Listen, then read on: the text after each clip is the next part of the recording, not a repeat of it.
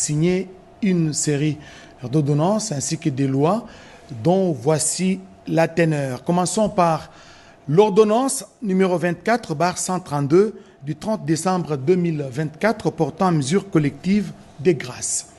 Le président de la République, vu la Constitution telle que modifiée par la loi numéro 11/002 du 20 janvier 2011, portant révision de certains articles de la Constitution de la République démocratique du Congo du 18 février 2006, spécialement en ses articles 69, 79, 87 et 221, voulant marquer d'un sentiment particulier d'humanité, de pardon et de clémence la clôture de l'année 2024 ainsi que les festivités de Nouvel An 2025, sur proposition du ministre d'État, ministre de la Justice et garde des Sceaux, ordonne.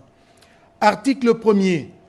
La remise de la peine restant à exécuter est accordée à toute personne condamnée à une peine de servitude pénale ou des travaux forcés inférieure à 5 ans par décision judiciaire devenue irrévocable à la date du 31 décembre 2024. Article 2. La réduction de 5 ans de la peine restant à exécuter est accordée à toute personne condamnée à une peine de servitude pénale ou des travaux forcés égale ou supérieure à 5 ans par décision judiciaire devenue irrévocable à la date du 31 décembre 2024. Article 3. La commutation de la peine de mort en celle de servitude pénale à perpétuité est accordée à toute personne condamnée par décision judiciaire devenue irrévocable à la date du 31 décembre 2024. Article 4.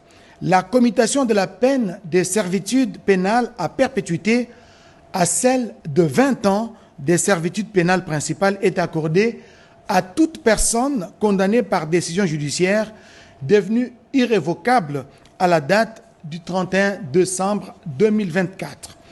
Article 5.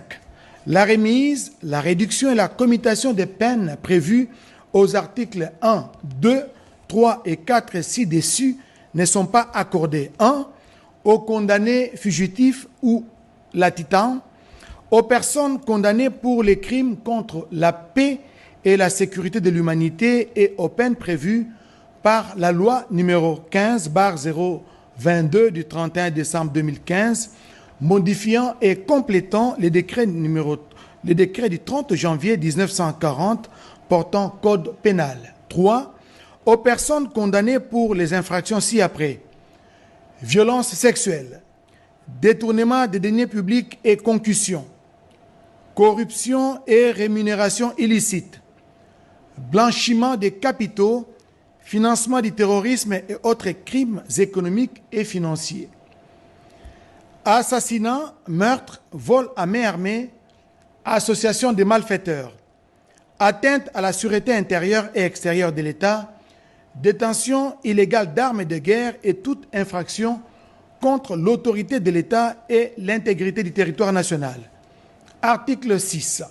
Le ministre d'État, ministre de la Justice et garde des Sceaux est chargé de l'exécution de la présente ordonnance qui sort ses effets à la date de sa signature, faite à Kinshasa, le 30 décembre 2024, Félix Antoine Tshisekedi Tshilombo, pour copie certifiée conforme à l'original, le 30 décembre 2024, le cabinet du président de la République, Anthony Kinzo Kamole, directeur de cabinet.